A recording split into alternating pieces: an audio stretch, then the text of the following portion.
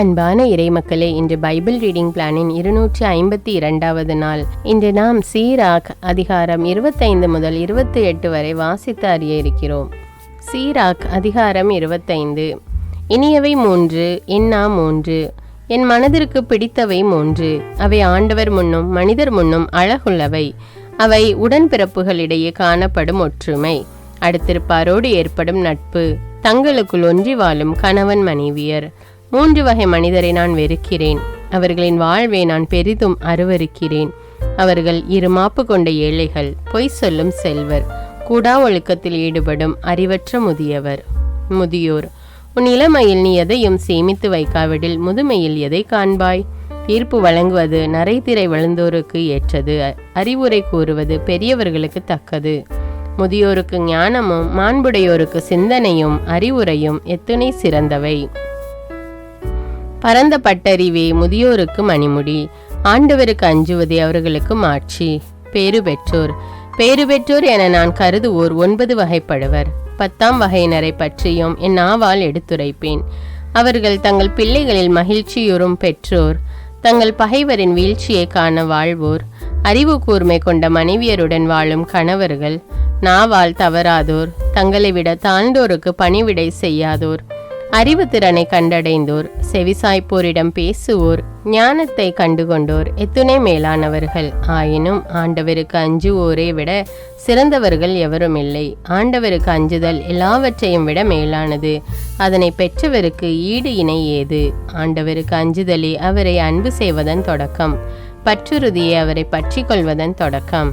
பெண்கள், வருத்தங்களில் எல்லாம் கொடிது மன வருத்தமே, தீமைகளில் எல்லாம் கொடிது பெண்ணிடமிருந்து வரும் தீமையே, துன்பங்களில் எல்லாம் கொடிது நம்மை வெறுப்பவரிடமிருந்து வரும் துன்பமே, பழிகளில் எல்லாம் கொடிது நம் பகைவரிடமிருந்து வரும் பழியே, தலைகளில் எல்லாம் கொடிது பாம்பின் தலையே, சீற்றத்தில் எல்லாம் கொடிது பகைவரின் சீற்றமே.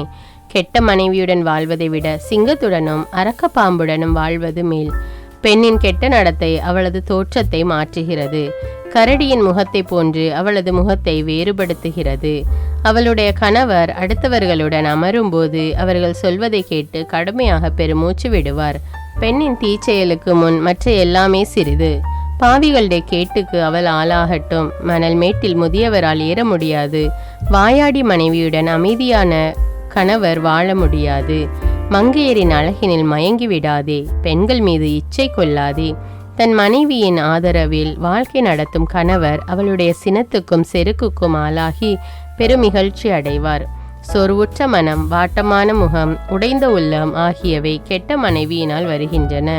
தன் கணவரை மகிழ்விக்காத மனைவி நலிவுற்ற கைகளையும் வலிமையற்ற முழங்கால்களையும் போன்றவள். பெண்ணாலேயே பாவம் தோன்றியது, அவளை முன்னிட்டே நாம் அனைவரும் இறக்கிறோம். தொட்டியிலிருந்து தண்ணீர் ஒழுகியோட விடாதே, கெட்ட பெண்ணை அவளுடைய விருப்பம் போல பேச விடாதே. உன் விருப்பப்படி உன் மனைவி நடக்கவில்லை எனில் உன்னிடமிருந்து அவளை விலக்கிவை. சீராக் அதிகாரம் 26.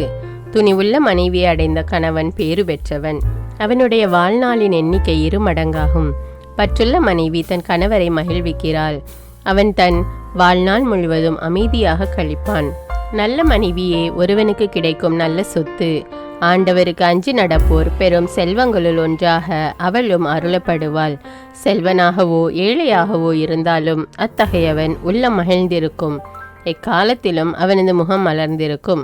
3 பற்றி என் உள்ளம் அஞ்சுகிறது, 4வது என்னை அச்சுறுத்துகிறது. அவை நகரத்தின் அவதூறு, மக்கள் கும்பல், தவறான குற்றச்சாட்டு, இவை 3ம் சாவினும் கொடியவை. ஒரு பெண் மற்றொரு பெண் மேல் பொறாமைப்படுவது உள்ளத்துக்கு துன்பமும் துயரமும் தருகிறது.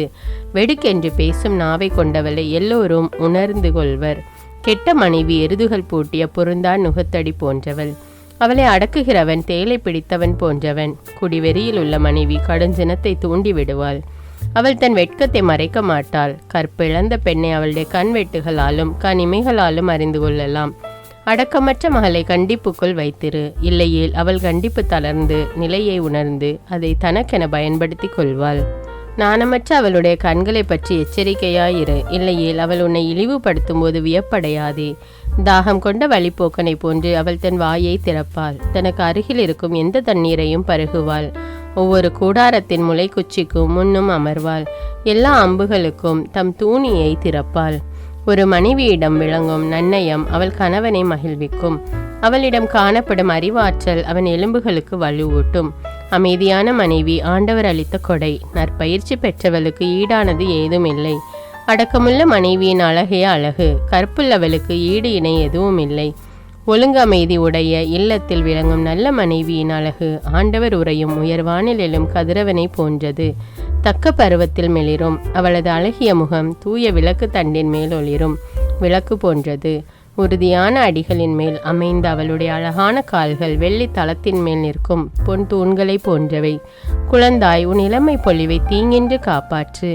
உன் வலிமையை அந்நியரிடம் வீணாக்காதே. சமவெளி எங்கும் வளமான வயலை தேடு. உன் நல்ல வழிமரபில் நம்பிக்கை வைத்து உன் விதையை அங்கே விதை. இவ்வாறு உன் வழிமரபினர் வலிமையுறுவர். நல்ல வழிமரபில் நம்பிக்கை கொண்டவர்களாய் உயர்வு பெறுவர். விலைமாது எச்சில் போன்று கருதப்படுவாள். மனமுடித்த பெண் தன் கள்ள காதலர்களுக்கு சாவு கூடமாய் அமைவாள். இறைப்பற்றில்லா மனைவி சட்டத்தை கடைபிடிக்காதவனுக்கு கொடுக்கப்படும் உடைமை. இறைப்பற்றுள்ள மனைவி ஆண்டவர் பால் அச்சம் கொள்வோனுக்கு கொடுக்கப்படும் கொடை. நாணமற்ற மனைவி தன் நிகழ்ச்சியில் மகிழ்ச்சி அடைகிறாள். நாணமுள்ள பெண் தன் கணவன் முன் கூட அடக்கமாயிருப்பாள். அடக்கமற்ற மனைவி நாய் என கருதப்படுவாள். நாணமுள்ளவள் ஆண்டவருக்கு அஞ்சுவாள். தன் கணவனை மதிக்கும் மனைவியை ஞானி என அனைவரும் கண்டுகொள்வர். தன் கணவனை மதிக்காத செருக்குற்ற மனைவியை இறைப்பற்றில்லாதவள் என அனைவரும் அறிந்து கொள்வர். நல்ல மனைவி அடைந்த கணவன் பேறு பெற்றவன். அவனுடைய வாழ்நாளின் எண்ணிக்கை 2 மடங்காகும். கூச்சலிட்டு வம்பளக்கும் மனைவி போருக்கு அழைக்கும் எக்காலம் போன்றவள்.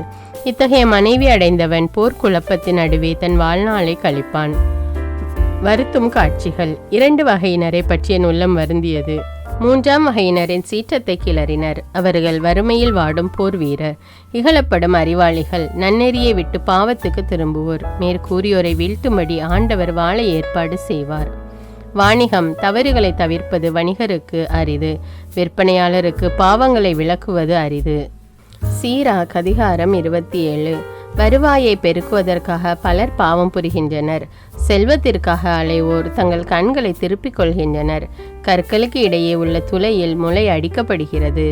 விற்றல் வாங்கலுக்கு இடையே பாவம் நுழைந்து கொள்கிறது. ஆண்டவரிடம் கொள்ளும் அச்சத்தில் ஒருவன் உறுதியாய் நிலைத்திராவிட்டால் அவனது வீடு விரைவில் நிலை குலைந்துவிடும். பேச்சு. சலிக்கின்ற போது சல்லடையில் உமி தங்கி விடுகின்றது. அவ்வாறே மனிதரின் பேச்சில் மாசுபடிந்து விடுகின்றது. குயவரின் கலன்களை சூளை பரிசோதிக்கின்றது. மனிதரை உரையாடல் பரிசோதிக்கின்றது. கனி மரத்தின் கண்காணிப்பை காட்டுகின்றது. சொல் மனிதரின் உள்ள பண்பாட்டை காட்டுகின்றது. ஒருவர் பேசுவதற்கு முன்பே அவரை புகழாதே. பேச்சை கொண்டே அவரை அறிந்து கொள்ளலாம்.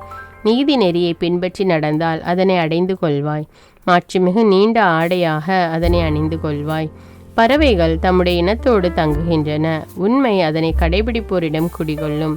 இறைக்காக பதுங்கி சிங்கம் காத்திருக்கின்றது. தீமை செய்கிறவர்களுக்காக பாவம் காத்திருக்கின்றது.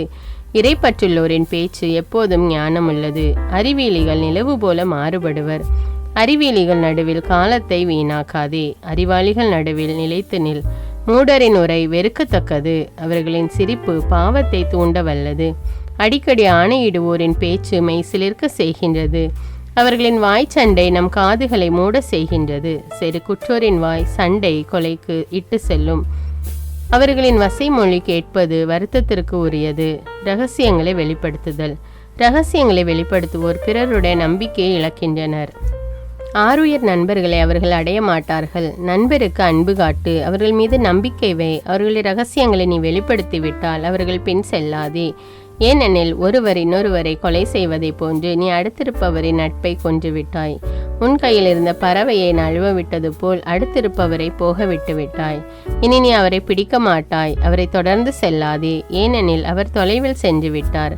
கண்ணி நின்று தப்பியோடு மான் போல் ஓடிவிட்டார். காயத்துக்கு கட்டு போடலாம். வசைமொழியை மன்னிக்கலாம். ஆனால் இரகசியங்களை வெளிப்படுத்துவோர் பிறருடைய நம்பிக்கையை இழக்கின்றனர். வெளிவேடம். கண்ணால் சாடை காட்டுபவர்கள் தீச்செயலுக்கு சூழ்ச்சி செய்கின்றார்கள். அதிலிருந்து யாரும் அவர்களை தடுக்க முடியாது. உன் கண்முன் அவர்கள் தேனொழுக பேசுவார்கள். உன் பேச்சை கேட்டு வியப்படைவார்கள். பின்னால் அவர்களது பேச்சு மாறிவிடும். உன் சொல்லை கொண்டே உன்னை இடறி விழ செய்வார்கள். பலவற்றை நான் வெறுத்திருக்கிறேன், ஆனால் இவர்களை வெறுத்தது போல் வேறு எதனையும் வெறுத்ததில்லை. ஆண்டவரும் இவர்களை வெறுக்கின்றார்.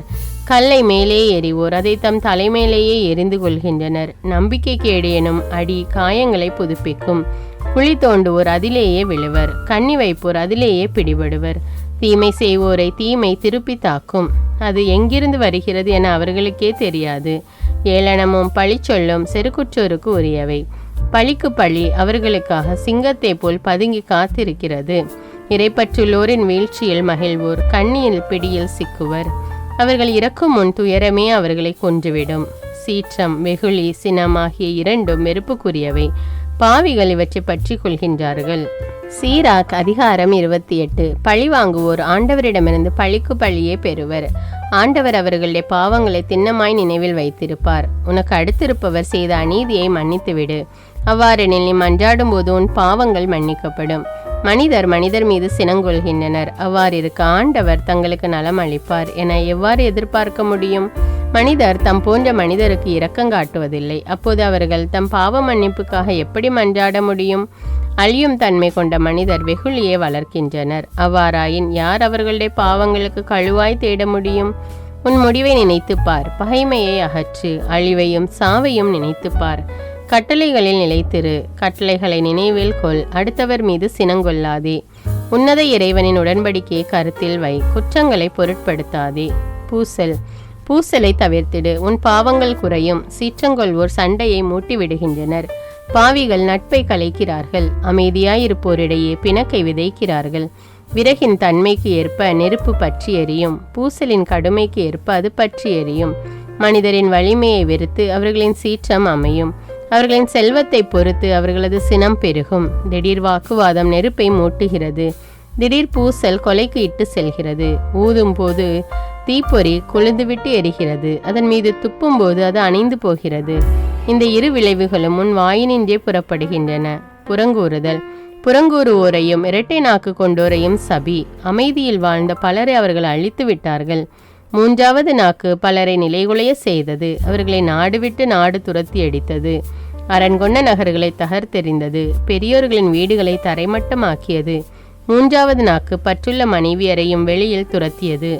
அவர்களுடைய உழைப்பின் பயனை இழக்க செய்தது. அதற்கு செவிசாய்ப்பவர்கள் ஓய்வு கொள்ள மாட்டார்கள், அமைதியிலும் வாழ மாட்டார்கள். சவுக்கடி தழும்பை உண்டாக்கும், வாயடியோ எலும்பை முறிக்கும். பலர் வாழ்முனையில் மடிந்திருக்கின்றனர். நாவால் மடிந்தோரே அவர்களை விட மிகுதியானோர். மூன்றாவது நாக்கினின்று பாதுகாக்கப்பட்டோர் பேறு பெற்றோர். அதன் சீற்றத்துக்கு ஆளாகாதோரும் அதன் நுகத்தை சுமக்காதோரும் அதன் சங்கிலிகளால் கட்டப்படாதோரும் பேறு பெற்றோர். அதன் நுகம் இரும்பு நுகம், அதன் சங்கிலிகள் வெண்கல சங்கிலிகள். அதனால் விளையும் சாவு இழிந்த சாவு, அதனை விட பாதாளம் மேலானது. இறைப்பற்றுள்ளோர் மீது அதற்கு ஆற்றல் இல்லை. அதன் தீப்பிழம்புகள் அவர்களை எரிப்பதில்லை. ஆண்டவரை விட்டு விலகுவோர் அதற்குள் விழுகின்றனர். அவர்களுக்குள் அது கொழுந்துவிட்டு எரியும். அதை அணைக்க முடியாது. அது சிங்கத்தை போன்று அவர்கள் மீது கட்டவிழ்த்து விடப்படும். வேங்கையை போன்று அவர்களை பீரிட்டு கிழிக்கும். உன் உடைமைகளை சுற்றி முள்வேலியிடு. உன் வெள்ளியையும் பொன்னையும் பூட்டி வை. உன் சொற்களை நிறுத்து பார்க்க துலாக்கோலையும் எடைக்கற்களையும் செய்து கொள். உன் வாய்க்கு கதவு ஒன்று செய்து அதை தாளிடு. நாவால் தவறாதபடி எச்சரிக்கையாயிரு. இல்லையேல் உனக்காய் பதுங்கியிருப்போர் முன்னே வீழ்ச்சியுறுவாய்.